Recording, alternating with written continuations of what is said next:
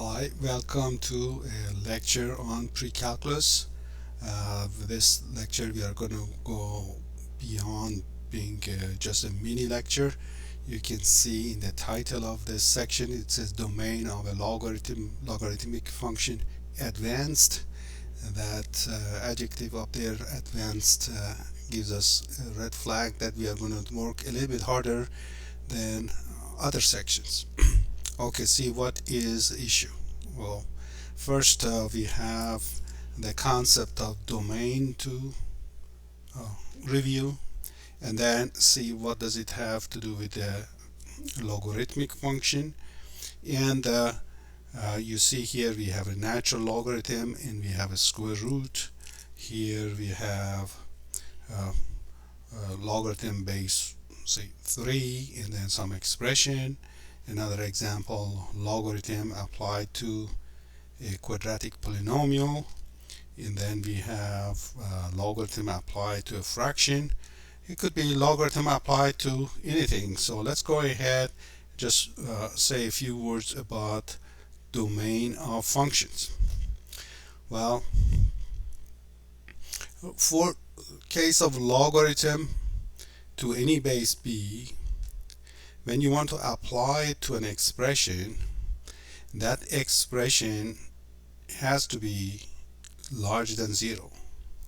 So to find the domain, we need to solve e larger than 0. So in any of these problems, we have to keep in mind that the input of logarithm has to be a positive quantity. Now, what other issues do we face? For example, in the very first problem, we have an additional issue is that we are dealing with square root. Now, inside of a square root, you can have again an expression. So in all of these problems, I'm using the letter E, stands for an expression, which means some mathematical expression involving variables, typically your x's and such. So if you have square root of e, you want to find the domain of that. What do you want to do? Well, inside a radical, you can't have a negative number. That's going to lead to complex numbers, and we are not dealing with that in this course. So e has to be larger than or at least equal to 0. Square root of 0 is 0, no problem there. In some problems you come across, for example, this last one, we have a fraction. So if you have some expression, let's put it in the numerator and call it n, and you are dividing it by another expression in the denominator.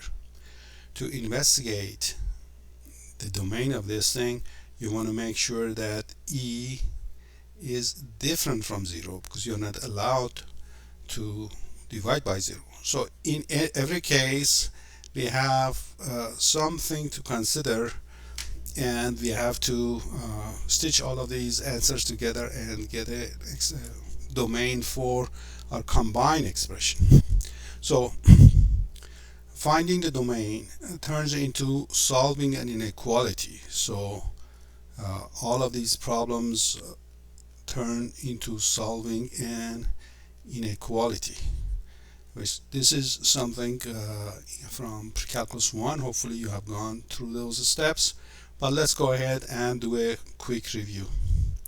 So first problem, logarithm of square root of 5x minus 2.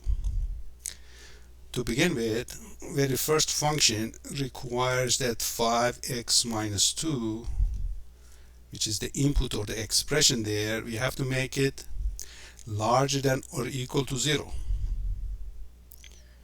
That would be for square root. So if all I had to deal with is, if the question was what's the domain of square root of 5x minus 2, all I would do is to solve this, which simply tells me x is larger than or equal to 2/5. However, when x is 2/5, your radical becomes 0, and logarithm does not accept 0. Logarithm's domain excludes 0. For logarithm, you can only use positive numbers. So uh, that expression is has to be reduced to x larger than 2/5 so that logarithm is the domain of logarithm is also respected. Now how do we write x is larger than 2/5? So we are starting at 2/5 and going to infinity. It says write the answers in interval notation. So in interval notation we have to use this one, because neither 2/5 is in our answer nor infinity. Well, infinity is not a number for us to include it in our set, so anything larger than 2/5 is okay. So again, first we concentrated on square root itself. That told us x is larger than or equal to 2/5. Out of this domain of the interior function, we have to shave off the endpoint 2/5, because at that one the interior function gives us 0 and logarithm doesn't like a 0. So that one being excluded, the answer becomes interval from 2/5 to infinity. So in short, logarithm of square root of something, if you have logarithm of square root of something, what you want to do is to solve e larger than 0.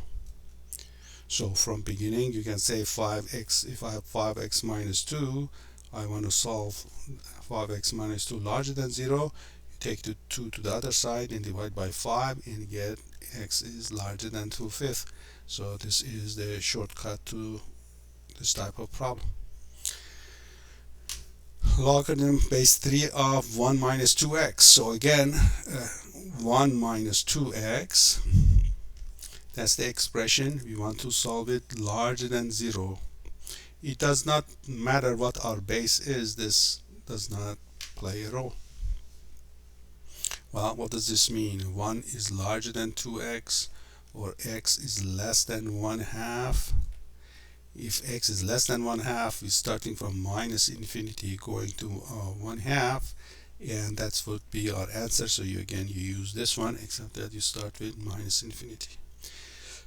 A little bit more involved. I have logarithm of x squared minus 9. So again, remember, if you have logarithm of some expression, you have to set the expression larger than 0. So x squared minus 1 is our expression.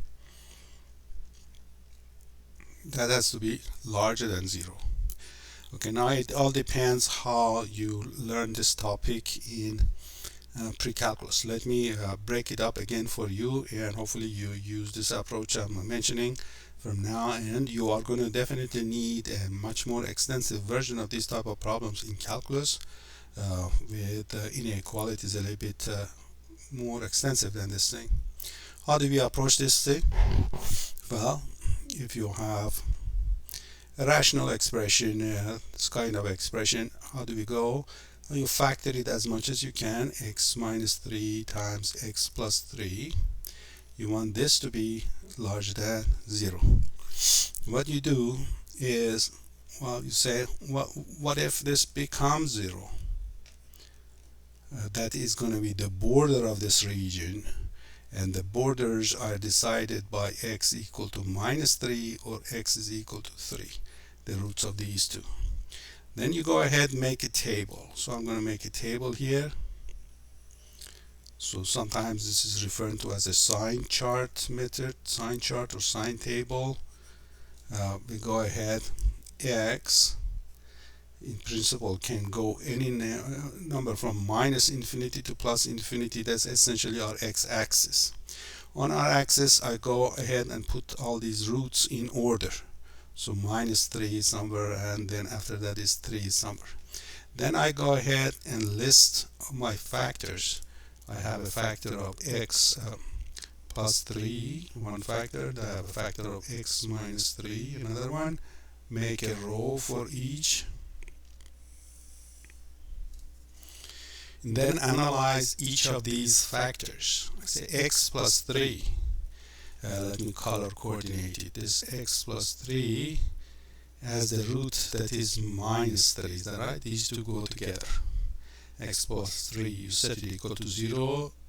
you get this minus 3. We go ahead and draw a vertical line here. Now I ask myself, if x, this is my x, if x ranges from minus infinity to minus 3, what kind of a sign would x plus 3 have? Well, what does this mean? Like if I'm going to minus 4, minus 5, minus 6, and so on, if I take any of those numbers and put it in x plus 3, what do I get? Well, I get minus 1, minus 2, and so on. All of them are negative. I just record the fact that, all of them are negative.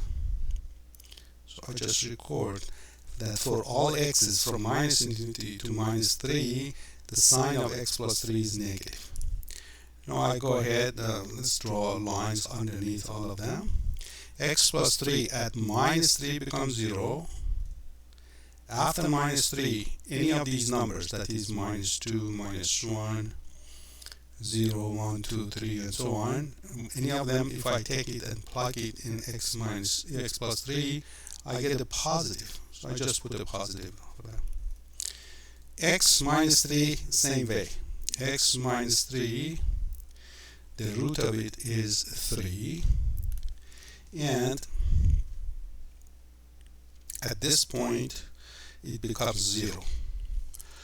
Well, if a number is less than 3, any of the numbers from minus infinity to 3, if I plug them here, like if I put 2, 1, 0, and so on, put them in this, what do I get? Well, try it. For example, if I put 2 in this, I get 1 which is positive. Put minus 5 in this, I get, try again.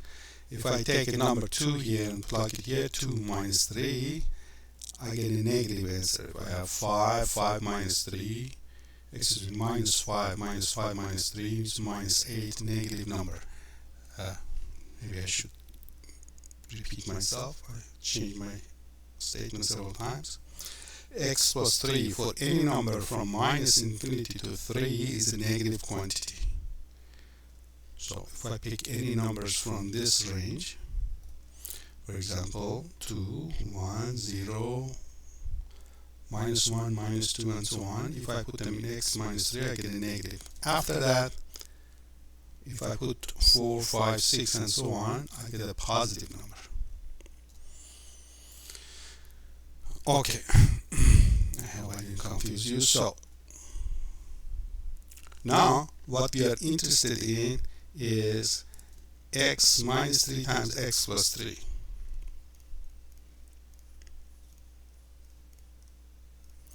We said this factor and this factor in this range of numbers from minus infinity to minus 3. This one is negative, this one is negative.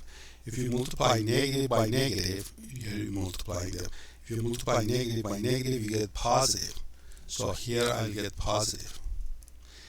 From minus 3 to 3, this factor is positive, the other one is negative. So when you multiply them, you're going to get negative. From 3 to infinity, one factor is positive, the other one is positive. When you multiply them, you're going to get positive. How about on these lines in themselves? At minus 3, this is 0. That's some negative number. When you multiply, you get 0. How about at 3? One number is positive, the other one is 0. When you multiply them, you get 0. Okay, this is a sign chart for this expression. This is just your x squared minus 9. So we know that this expression, x squared minus 9, from minus infinity to minus 3 is positive, and then from 3 to infinity, that's again positive. Either of these two will be okay for the logarithm. Remember, logarithm of, so if you have logarithm, write it in red. Logarithm, you remember we said logarithm wants its input to be positive. So whatever that expression is, here our main objective is x squared minus 9 has to stay positive. Positive, here I'm positive, here I'm positive.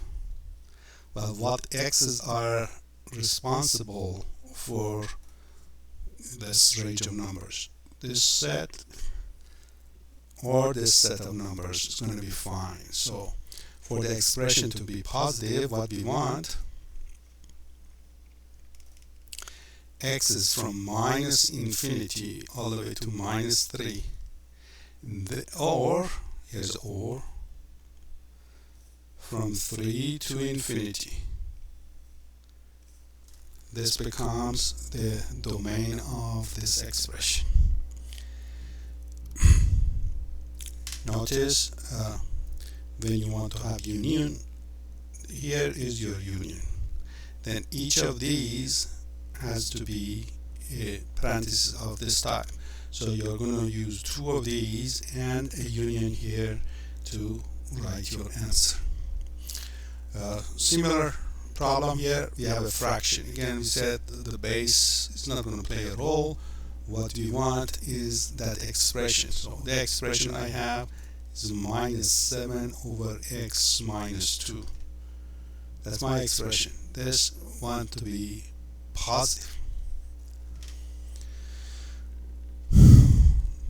The problem could have been more sophisticated than this. For example, numerator could have been, say, 5x minus 12 over x minus 2.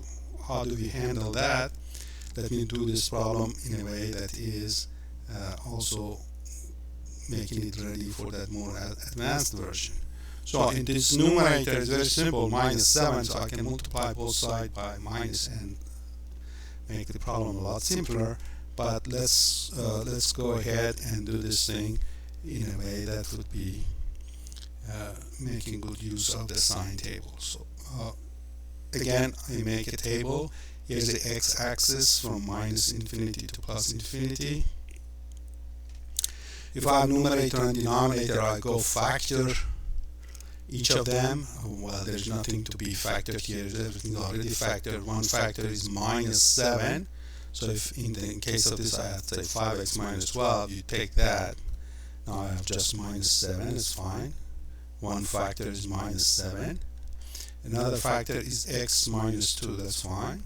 Now if my denominator was more complicated, say my denominator was say x squared minus 9, then I have to go ahead and factor that. So whatever you have, you simplify your fraction and then you factor numerator and you factor denominator and make a list of all the factors and make the root of each of them. So we have only one item to find the root for, and that is x minus 2. So I make the entry of 2 here. X minus 2 at x equal to 2 becomes 0. Now I go ahead, put the sign minus 7. Well, that's stuck at minus 7. It's always negative. There's nothing to do over there. X minus 2, if x is less than 2, like it is 1, 0, and so on, that's going to be negative, and afterward it's positive. So when you take a ratio of these two, minus 7 over x minus 2, if you divide negative by negative, what do you get? You get positive.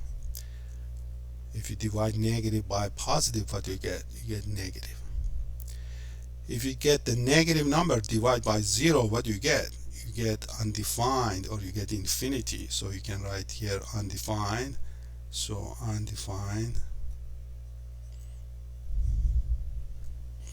Okay, so if I take minus 7, try to divide by 0, my calculator says error or undefined. What is it that we want? What we want is this to be positive. That happens here. This is where I'm positive. Well, what x's are responsible for me being positive? This is the set of x's. So this becomes our answer from minus infinity to 2. So here we write the domain of this expression. Yeah, they're talking about domain of this expression. The domain of this expression is all the numbers from minus infinity to 2. Okay, so this sign chart analysis is going to be very important all the way through, uh, just like one of those basic staples of life. Just like you learn addition and subtraction and so on, you have to be able to do sign charts and analyze expressions, and from that analysis extract whatever is needed for your problem. For example, in case of domain, we said various expressions have their own domain. For logarithm, the expression has to be larger than 0, expression meaning what you are feeding to the logarithm. For square root, whatever so-called radicand, whatever is inside radical for square root has to be larger than or equal to 0. If you have a fraction, the denominator should be different from 0. We saw that here. The boundary itself is not acceptable. 2 is not acceptable. You cannot use, so for example, we don't want to use this one because 2 itself is not fair game for this problem. Okay, so we went a little bit over than usual for this.